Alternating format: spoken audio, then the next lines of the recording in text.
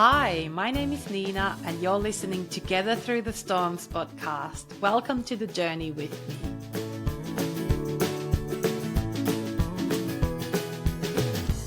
I would like to begin by acknowledging traditional owners of the land where I'm recording this episode today, which is the Wurrung country.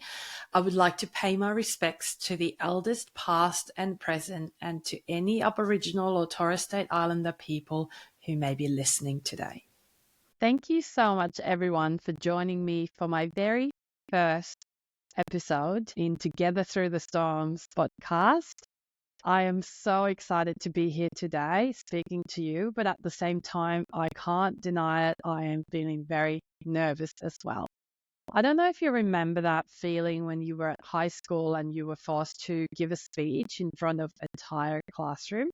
Kind of feels like that, but I'm sure I will learn to embrace it and hopefully I'll have your support. Something I want to bring up at the very start. I understand if foreign accents are not your thing, and that's okay. I get it. I can't change the fact that I come from a different country. I'm originally from Finland, and I can't shake off my accent. I think it's going to something that is going to stick with me forever. I try to choose a mindset where I'm not letting it limit what I do. So I do my best with the accent, with my limitations, and trying just to embrace it. You know what I mean? Like, I feel like so often I'm ashamed of it. Whereas lots of people come to me and go, hey, cool, where's the accent from? Where are you coming from? And I hope that I could encourage with my example, like doing something like this with not being native English speaker. Hopefully I can encourage people to be authentic. That's my goal in life. Also, I want to really highlight the fact that this podcast isn't about being perfect. It's about being real. And I hope you can feel it. Briefly, a little bit about myself. So I am 37 years old. As I said, come from Finland. I moved to Australia nearly 7 years ago. Before that, I was living in the Middle East for a couple of years. I am a classroom teacher and a special education teacher, and that's my bread and butter. I am very passionate about inclusion, and literally I breathe and live inclusion in my professional life, in my personal life. I will never ever stop advocating for students, for children with additional needs to make world more accessible place for them. I have two young girls, two daughters who are both deaf. The younger one is 3 and the older one is 4, just about to turn 5.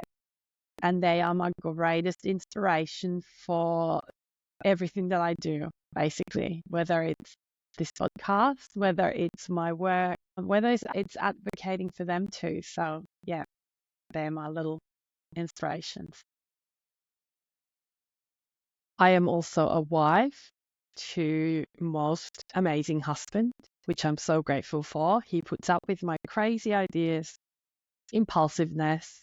He's always there to support me and our girls. I'm also a friend. I have an amazing group of really precious friends that see me who I am. And even with this project of mine, they've given incredible amount of support. I could not be more grateful for them, and I think you know really well who you are.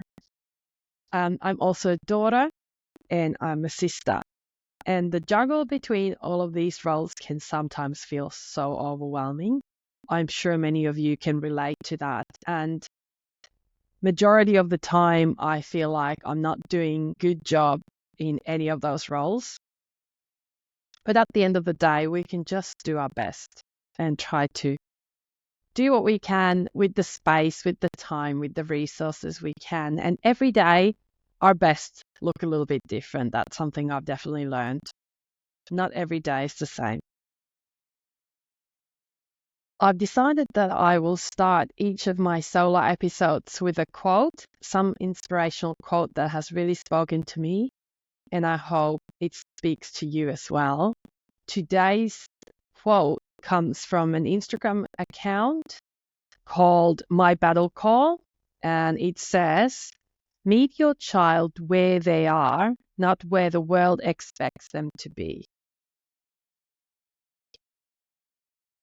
And I don't know if you feel the same vibe, but I can definitely I can just travel back to so many moments when, as a mother, temporarily forgotten to do that and sort of slip into making those expectations and judgments based on what the society around us expects them to be and where they're expected to be, instead of really looking at their point of need. So yeah, just a great reminder that we don't need to fast track development. We don't need to expect our children to be anywhere where they're not, but just meet them where they are and appreciate them as they are.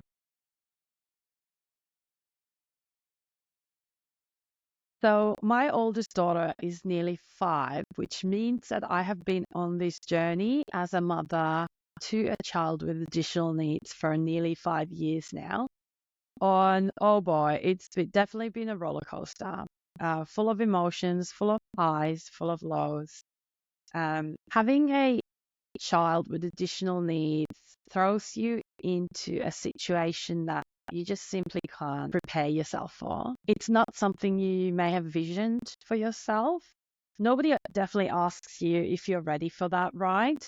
You just push to do it, and you will do it. I remember not so long ago, during a difficult time when I felt like I was drowning, a good friend of mine linked me with a podcast called Two Peas in a Podcast from Mandy and Kate.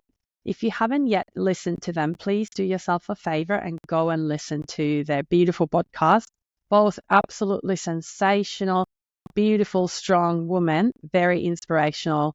And I've learned so much from them throughout their podcast. And there's no way I could ever replace their podcast and their place in this community. But I'm hoping that I could maybe bring a bit of hope the same way that Kate and Mandy brought hope into my life. So I remember listening to their very first episode. I was about 30 seconds in and I just started to cry, uncontrollably cry. It was just so beautiful. I felt like for the first time I was being heard, I was being seen, I was being recognized. And the reason for that particular cry and being emotional was that they quoted a very popular poem, which you may have already become familiar with, but for me, it was the very first time I heard it. It's from Emily Per Kingsley, and it's called Welcome to Holland. Now, you may know straight away what I'm talking about. Maybe you haven't yet heard of it. I thought I would read parts of it, my favorite parts, just to demonstrate to you who may not have heard it before how powerful it is, how well it summarizes this crazy journey full of highs, full of lows that we're on as parents for children with additional needs. I'm often asked to describe the experience of raising a child with a disability, to try to help people who have not shared that unique experience to understand it, to imagine how it would feel. It's like this. When you're going to have a baby, it's like planning a fabulous vacation trip to Italy. You buy a bunch of guidebooks and make your wonderful plans. After months of eager anticipation, the day finally arrives. You pack your bags and off you go. Several hours later, the plane lands. The flight attendant comes in and says, "Welcome to Holland." Holland, you say. What do you mean Holland? I signed up for Italy. I'm supposed to be in Italy. All my life, I've dreamt of going to Italy. But there's been a change in the flight plan. They've landed in Holland, and there you must stay. The important thing is They haven't taken you to a horrible, disgusting, filthy place full of disease. It's just a different place. So, you must go out and buy new guidebooks, and you must learn a whole new language. And you will meet a whole new group of people you would never have met. Whew. And the pain of that will never, ever, ever, ever, ever go away, because the loss of that dream is a very, very significant loss. But if you spend your life mourning the fact that you didn't get to go to Italy, you may never be free to enjoy the very special, the very lovely things about Holland.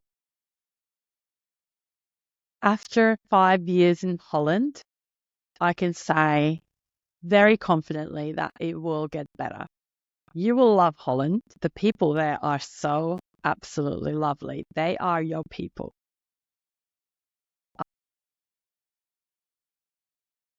I just wanted to share a bit more about how the structure of my podcast will look like in the future. So some of the episodes will be very similar to this one, where it's just me solo talking and covering different areas. I'm very, very happy to receive feedback from you guys to hear what you would like to learn more about or talk more about.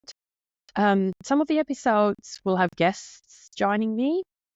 The guest will either be other families who have children with additional needs or disabilities, sharing their journey, their path, and their inspirational stories. And other guests will be different specialists or organizations who support families who have children with additional needs. And we get to hear a little bit more about their work, as well as spread some knowledge around what supports may be available out there. Because I've just discovered on my own journey that it's not always very easy to find out what supports are available out there. So if I can bring any awareness to that, I think that would be lovely. Thank you so much for joining my very first episode at Together Through the Storms podcast.